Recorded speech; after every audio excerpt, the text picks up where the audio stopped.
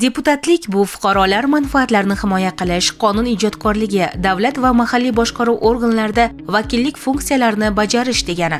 Shu bilan birga deputatlar hududlarni rivojlantirishda bevosita ishtirok etadi. Aholini murojaatlari bilan ham faol ish olib boradi. Xalqning vakillik organi sifatida ular o'z vakolatlari doirasida qonunlarni muhokama qiladi. Mahalliy kengashlarda qarorlar qabul qilib, aholi manfaatlari uchun muloqotlarda bo'ladi. Mazkur yo'nalishdagi ishlarni yanada takomillashtirish, mahalliy kengashlar faoliyatini rivojlantirishda hududlararo o'zaro hamkorlik aloqalarini mustahkamlash muhim ahamiyatga ega.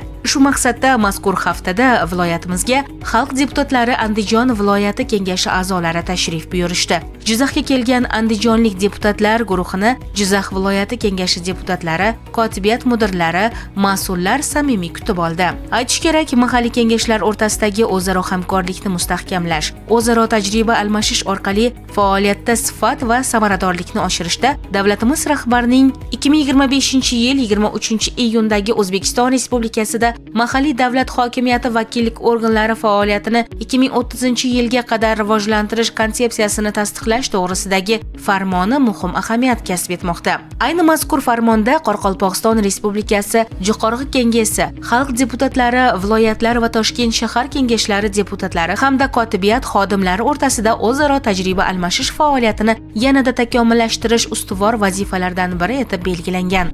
Jizzax viloyat hokimligida o'tkazilgan uchrashuvda viloyat hokimi Ulug'bek Mustafoyev Andijon viloyati kengashi deputatlarini Jizzaxga tashrifidan mamnunligini bildirib, ikki hudud o'rtasidagi hamkorlik va deputatlar faoliyatidagi o'zaro tajriba almashish kelajakda muhim amaliy natijalar berishini alohida qayd etib o'tdi. Ma'lumki, mamlakatimizda amalga oshirilayotgan keng qamrovli islohotlar jarayonida juda katta yutuqlar erishilyapti. Nafaqat biz Andijon viloyati yoki Jizzax viloyati, balki respublikamizning barcha viloyatlarida juda katta yutuqlarga qo'lga kiritildi. Bugun biz mana Senat kengashining maxsus qaroriga asosan Jizzax viloyatiga tajriba almashish maqsadida keldik. Bizning kelishdan taassurotlarimiz shunday iborat bo'ldiki, Jizzax viloyatida ham juda katta yutuqlar qo'lga kiritilyapti. Xalq deputatlari Andijon viloyat kengashi hamda ijro hokimiyat faoliyati bilan tanishib, o'zimizga juda ko'p narsalarni oldik. Bilgan narsalarimizni ular bilan maslahatlashdik, ular bilan o'rtoqlashdik. O'ylaymizki, oldimizga qo'yilgan maqsadni biz ham 2030-yilgacha xalq deputatlari kengashlarini rivojlantirish bo'yicha konsepsiyada qo'yilgan maqsadlarni sharaf bilan qo'lga kiritamiz, uddalaymiz deb o'ylayman. Viloyat hokimligida o'tgan uchrashuvdan so'ng mehmonlar xalq deputatlari viloyat kengashi faoliyati bilan yaqindan tanishdilar. Bu yerdagi amaliy ishlar, olib borilayotgan tadbirlar va hujjatlar bilan tanishib, o'zaro fikr almashildi.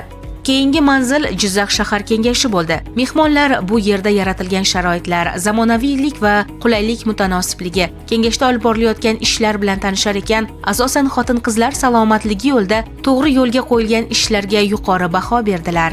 Tashrif davomida andijonlik mehmonlar Jizzax shahrida joylashgan So'lim manzillarida ham bo'ldi. Jumladan Sharof Rashidov haykali poyiga gul qo'yib, So'lim bog'ining maftunkor tabiati, shaharsozlik ishlarining bugungi ko'rinishlariga ham e'tibor qaratdilar.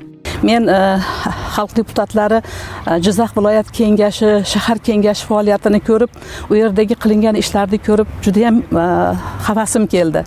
Ayniqsa shahar kengashida doimiy komissiyalarga alohida xonalarda ajratilishi, shahar kengashi tashabbusi bilan alohida guruhlar tashkil qilib sport bilan shug'ullanayotganligi va u bo'yicha respublika miqyosida yaxshi o'rinlarni olayotganligi bu deputatlarning tashkilotchiligi, tashabbuskorligining namunasi deb bilaman. Viloyat hokimligida sessiyalarni o'tkazish uchun qilingan binolar yoki xalq deputatlari viloyat kengashining ichida yaratilgan sharoitlar juda ham tahsinga loyiq. Bu xalq deputatlari viloyat kengashlari hamda ijro hokimiyati bitta qushni ikkita qanotiga o'xshaydi. Bular ikkalasi bir bo'lib hayotda davom etkazadi. Mana shu qushni ikki qanotini hamkorlikda, hamjihatlikda bir-biri bilan kelishgan, bir-biriga yaxshi munosabat bo'lgan holda ko'rib juda ham quvondim. Keyingi manzil Do'stlik tumani bo'ldi. O'rganishlarda tuman hokimligi mas'ullari hamroh bo'lib, mehmonlarni hududdagi bir qator ijtimoiy soha yo'nalishidagi bunyodkorlik obyektlari va madaniyat maskanlari bilan tanishtirdilar. Do'stlik tumanida bo'lib turibmiz. Jizzax viloyat tashrifida aynan hozir mana tuman hokimi bilan gaplashdik va tuman hokimi bu yerdagi bo'layotgan infratuzilmalar, olib borilayotgan ishlar haqida batafsil ma'lumot berdilar va kengashni alohida o'rni haqida ham gapirib o'tdilar. Kengash bilan birgalikda ijro hokimiyati hamkorligida hamjihat bo'lib ish olib borayotganini ko'zimiz bilan yaqqol ko'rib turibmiz. Hozir mana deputatlarni aynan bunday fikr almashinuvi, tajriba almashinuvi yaxshi natijalarni berayotganligi samarasidir. Shunga amin bo'ldikki, aynan deputatlarni omma oldiga chiqib bemalol deputatni taniyotganligi, deputat kim ekanligini bilayotgani nuqtai nazaridan e'tiborli bo'layotgani va xalqdagi muammolarni bemalol ijro hokimiyatiga olib chiqayotganliklarini haqida ma'lumot berishdi va biz buni ko'rdik. Jarayonda doimiy komissiyalar ham har bir o'zining yo'nalishi bo'yicha yaxshi natijali ishlarni amalga oshiryapti va kelajakda bunday tashriflar, bunday fikr almashishlar, bunday tajriba almashishlar yaxshi ijobiy natijalar berishiga ishonamiz. Kuchli kengash tashabbuskor hokim tamoyili asosida yanvardan boshlab kengashlar alohida bo'lib chiqdi. Mana bugun bizning Do'stlik tumanimizda Andijon viloyat delegatsiyasini deputatlarini qabul qildik. Yangi bino bugun bizga topshirildi. Bu islohotlardan juda xursandmiz. 20 ta deputatimiz xalq o'rtasida elchi bo'lib ishlab kelmoqda. Hamisha biz xalqimiz bilan kamarbasta bo'lib, mana shu jarayonda ishlab kelamiz. Shu kuni Andijon viloyati deputatlari Arnasoyda ham bo'lib, mahalliy kengash faoliyati bilan yaqindan tanishdi. Qabul qilinayotgan qarorlarning hududdagi ijrosi, aholi bilan muloqot jarayonlarining samaradorligiga e'tibor qaratishdi. Keyingi yillarda Arnasoydagi bunyodkorlik ishlari, yangi ijtimoiy obyektlar, infratuzilma loyihalari, obodonlashtirish ishlarining ko'lami va natijasiga yuqori baho berishdi. Respublikamiz Oliy Majlis Senatining qaroriga binoan ularning maxsus rejasi bilan bilasizlar, keyingi yillarda juda katta e'tibor berilyapti mahalliy kengashlarning faoliyatlariga. Juda ko'p o'zgarishlar bo'ldi va ayniqsa mahalliy ijro etuvchi hokimiyat organlarini va mahalliy hokimiyat vakillik organlarini vakolatlari alohida belgilanganligi qonun bilan va ularni bir-biridan ajratilganligi bu barcha sohada bo'layotgan islohotlar kabi bu sohadagi islohotlarni ham alohida bir ahamiyati bor desam to'g'ri aytgan bo'laman. Chunki mana hurmatli prezidentimizning iborasi bilan aytganda mahalliy kengashlar tom ma'noda xalqni ovoziga aylanishi kerak degan. Bilasiz, oldin bu vakolatlar hammasi hokimliklarda edi. Biz 2025-yili viloyat darajasida bu ajratildi. Va ana shu 1 yillik tajribamizdan keyin tegishli xulosalar qilindi, uchrashuvlar bo'ldi, muhokamalar bo'ldi va mana hozir barcha shaharlar va tumanlar kengashlari ham demak vakolatlari alohida ijro etuvchi hokimiyat bilan ular ajratilgan.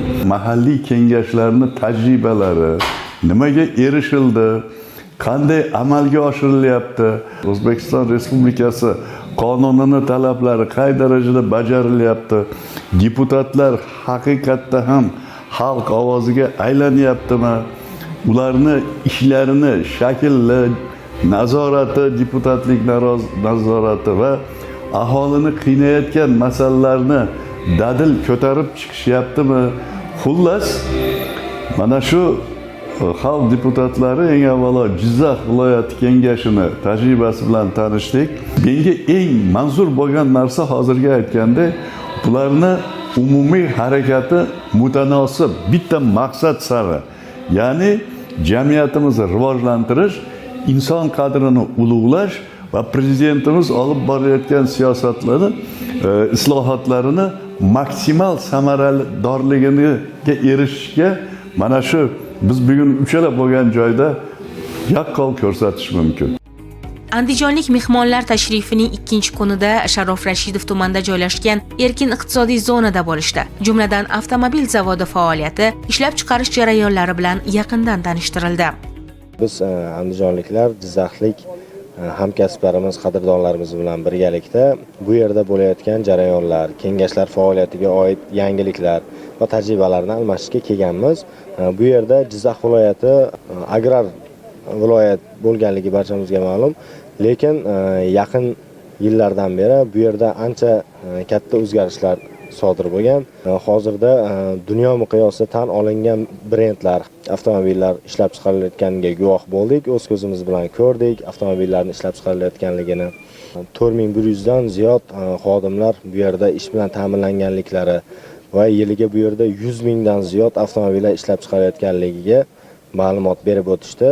Yurtboshimiz tashabbusi bilan tashkil etilgan mana shunday islohotlar, mana shunday infratuzilmalarni yanada rivojlantirish yo'lida qilayotgan jizzaxlik qadrdonlarimizga, ishlariga, faoliyatlariga omadlar tilaymiz.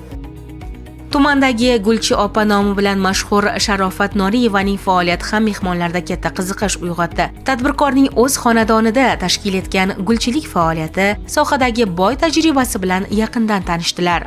Viloyatning betakror tabiatiga ega xushmanzara Zomin bugun nafaqat mahalliy, balki xorijiy mehmonlarning ham diqqat e'tiborida. Andijonlik deputatlar o'rganishlar davomida mazkur hududda ham bo'ldilar. Tuman markazidagi nuroniylar maskani, memorial kompleksning o'ziga xos arxitekturasi, shahar ko'rkini kaftdek namoyon etuvchi bu manzillar mehmonlarda katta taassurot qoldirdi. Ana shu go'zallikka, umuman yurtimiz obodligiga hissa qo'shish istagidagi harakat ortidan shu kuni Andijon bog'i ham barpo etildi. Mazkur tashabbus uchun tumanning G'allakor qishloq fuqarolar yig'inidan 1 gektar yer maydoni ajratildi. Zominga kelgan inson albatta bu hududning tabiat go'zalligidan bahra olmay turib ketmaydi albatta. Shu bois andijonlik mehmonlar Zomin tog'larining yuqori qismida joylashgan Suffo platosida bo'ldilar. Keyingi yillarda bu manzil dunyoning turli davlatlaridan tashrif buyuruvchi turistlarni o'ziga ko'proq jalb etayotgani quvonarli. Andijon delegatsiya a'zolari ham Zominning betakror tabiati, yaratilgan turistik infratuzilma obyektlarini o'z ko'zlari bilan ko'rishdi. To'g'risini aytish kerak, taassurotlarimiz juda yuqori. Sababi O'zbekistonda Shvetsariyasi shu Zomin tog'lariga chiqyapmiz. Hozir juda ham chiroyli o'zgarishlar. Qolgan viloyatlarga nisbatan haqiqatda bu yerda o'zgarish juda katta. Buni infratuzilmasi, sanoatni rivojlanishi juda katta, yuqori darajada desak mubolag'a bo'lmaydi. Albatta kengash faoliyati bilan o'rganganimizda ham albatta bularni malakali mutaxassislari, kengashini faoliyati juda ham yuqori saviyali, alohida kengashga binolar ajratilgan. Men Andijonga borganda ham bu yerga kelolmagan deputatlarimizga ham shu taassurotlarni yetkazaman. Xudo xolasa bundan keyin ham bu Jizzax viloyatiga kelib yana tajriba almashishni barchaga ulashib qolaman.